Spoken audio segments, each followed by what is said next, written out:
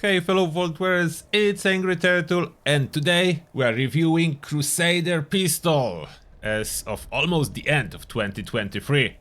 How does it perform right now? It is, if you don't know, a very specific pistol because you can modify it with selection of receivers that can change it into elemental damage weapon, at least partially. And there are some interesting interactions as well with explosive legendary effect and those special damage effects. Let's first review the simple mode. So it does offer a suppressor or nothing.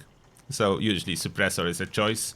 You can equip it with reflex sight or scope. It's even a short scope option. I don't think it's a good idea to put a scope on, but the reflex sight, yes, of course. Then you can have large or regular magazine.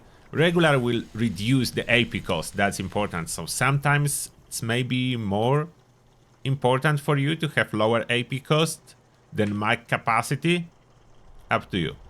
Then you can put long barrel or the standard one. So obviously long one is better. It does punishes you a little bit as there is higher recoil, but the range is really good if you put long one. And finally the important part, all the receivers, 5.56, cryo, fusion, pyro and standard, which is at 10 mil. So standard is weak. 5.56 is weak too. So those both standard receivers are very weak. Then we have cryo, fusion and pyro. It does affect the weapon and what it uses, like the fusion receiver will use fusion cells. There have been some plans to change what cryo and pyro is using, but that was reverted, so it's using 10 mil ammo for cryo and pyro receiver. Now, one important thing about the fusion.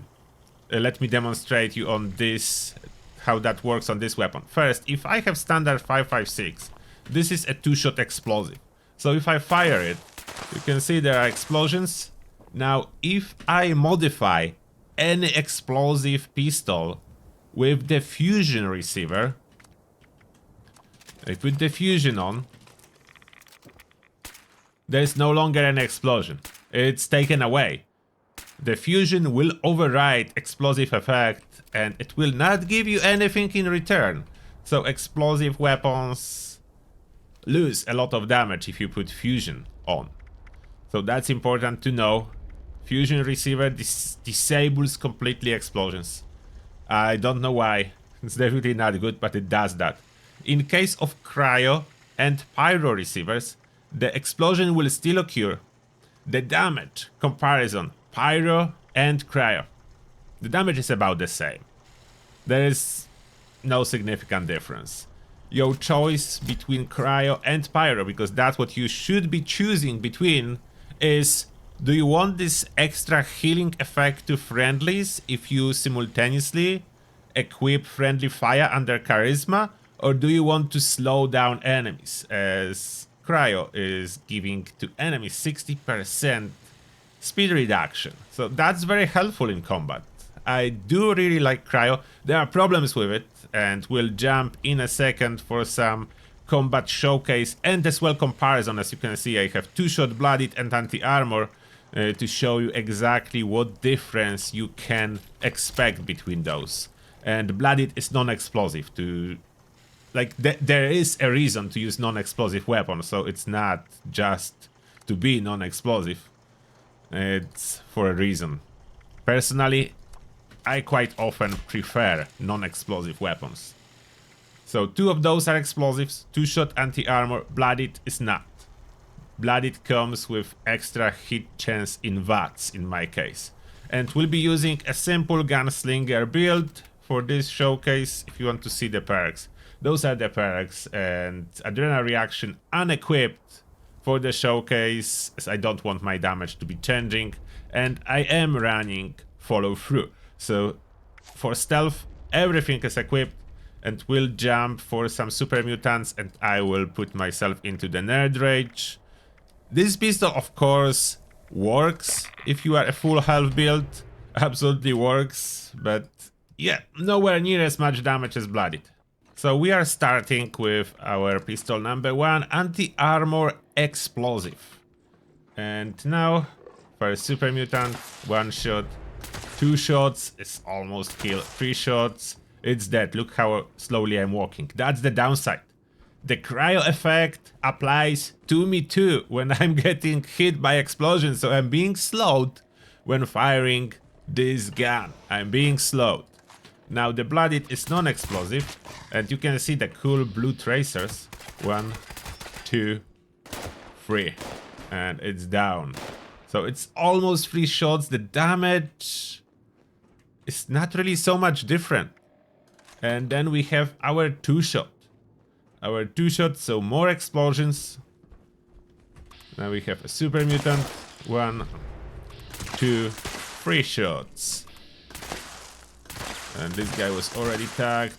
It's all 3 shots. There is a little bit of a damage difference. Now if I open with a critical, 1 critical, okay, over a half under A. The half remaining is under A. I still need additional shots. Okay, now open with criticals using Blooded weapon.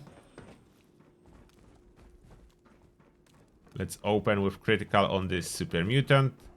Let's see if we can get 2-shot kill. Critical, 1, 2. Yeah, it can do it. Can kill in 2 shots. If I go for Blooded, can anti-armor do it? If I open with critical. Of course, not the doggo. I'm slowing down myself again. That's the aspect I do not like about explosive cryo. Of course, I could reduce this risk of freezing myself if I would unequip Grenadier, as Grenadier currently do work with all explosions, so I could reduce the range. Opening with critical. Yeah, that is 2-shot kill for those guys, and additional guys, 2-shot kill. That's the effect of follow through being triggered by explosions. So those 2 super mutants die in 2 regular shots because those were already affected by follow through effect. So they all perform. At this point you probably see they all perform. Now if we compare exactly how much damage does what, that's under M, almost under A on this super mutant when we shoot with anti-armor. Then we can try some other super mutant with Blooded, just 1 shot to see exactly which effect in this scenario performs the best. So that's Blooded. A little bit less damage than 2-shot. Keep in mind, Blooded is non-explosive. 2-shot, if I can hit a target, please. Okay, not... I think anti-armor performs like the best for the first shot. For the opening shot, anti-armor seems to perform the best. 2-shot, unfortunately something happened. 2-shot was severely nerfed. It's not as great as it used to be on Crusader pistol. It is still awesome for tagging multiple enemies, like you can see I'm just firing like that and all of them are frozen. So that works. Oh, and I was detected. That absolutely works with 2-shot. It does tag everything in the wide radius and freezes everything. So they not only tag and damage, but as well slow down. You can see clearly the slowdown effect, and for slowdown effect, 2-shot is best, especially 2-shot explosive. And there are multiple applications on of the cryo effect, especially important on bigger enemies that are kind of partially immune and you need to hit them multiple times, like bosses, like Scorchbeast Queen. So there is place for 2-shot still, but it definitely has been dethroned. And anti-armor, similar performance to Blooded. The main reason for that is that there is no perforating magazine, so I cannot use this advantage of research changes that perforating magazine does stack with anti-armor prefix in additive manner, so you can get 90% with other weapons. You cannot get it here as there is only large or regular magazine. There is no perforating magazine. If they would be, the anti-armor will go up a lot. So this pistol performs good, but that's it. It performs good. So that's my summary. The performance of this pistol is good. Maybe even very good.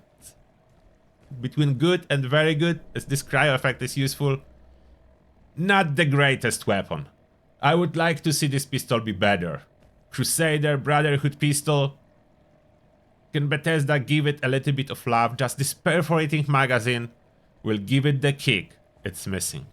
And that being said, thank you all for watching this update, and I hope to see you in the next one. Have a nice day.